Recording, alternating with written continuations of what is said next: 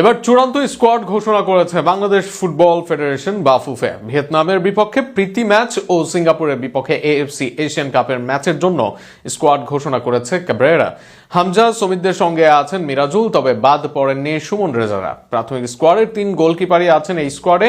সেক্ষেত্রে আসন্ন 2 ম্যাচকে সামনে রেখে কেমন হলো বাংলাদেশের স্কোয়াড তা নিয়ে থাকছে প্রতিবেদন।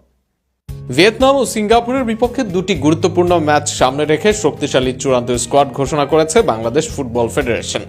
আসন্ন এএফসি এশিয়ান কাপ বাছাই পর্ব এবং ভিয়েতনামের বিপক্ষে প্রীতি ম্যাচকে সামনে রেখে দল ঘোষণা করেছেন ক্যাব্রেরা। স্কোয়াডে অধিনায়ক হিসেবে আছেন অভিজ্ঞ মিডফিল্ডার জামাল ভুইয়া। তার সঙ্গে মাঝমাঠে জায়গা পেয়েছেন সোহেল রানা, হৃদয়, সামিত সোম এবং হামজা চৌধুরীরা। রক্ষণ ভাগে আছেন তারিক কাজী, রহমত মিয়া, শাকিল আহাদ তপু, বিশ্বনাথ ঘোষ এবং সাদউদ্দিন। গোলরক্ষক হিসেবে দলে রয়েছেন মিতুল মার্মা, এমডি সুজন হোসেন ও মেহেদী হাসান শ্রাবণ। আক্রমণ ভাগে রাখা হয়েছে বেশ কিছু প্রতিশ্রুতিশীল ফুটবলারকেও। দলে আছেন আরমান ফয়সাল আকাশ, সুমন রেজা, ইমন শরীফ, ফয়সাল আহমেদ ফাহিম, ফাহমিদুল ইসলাম এবং মিরাজুল ইসলাম।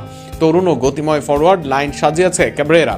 এছাড়া দলে জায়গা পেয়েছেন সৈয়দ শাহ কাজেম ও শেখ মোরসালিন, যারা মাঝমাঠে বিকল্প শক্তি হিসেবে গুরুত্বপূর্ণ ভূমিকা রাখতে পারেন। ভিয়েতনামের বিপক্ষে ফ্রেন্ডলি ও সিঙ্গাপুরের বিপক্ষে বাছাই পর্বের ম্যাচে ইতিবাচক ফল পেতে আত্মবিশ্বাসী বাংলাদেশ। এখন দেখার বিষয় মাঠের পারফরমেন্সে এই শক্তিশালী স্কোয়াড কতটা প্রত্যাশা পূরণ করতে পারে এবং আন্তর্জাতিক অঙ্গনে বাংলাদেশের অবস্থান আরও শক্ত করতে পারে কিনা। যদিও আল আমিন, তাজ, কিউবা কিংবা জিকোদের মতো খেলোয়াড়কে বাইরে রাখায় সমালোচিত হচ্ছেন কোচ, তবে মাঠের খেলায় ভালো ফলাফলের আশাই করবে ভক্তরা।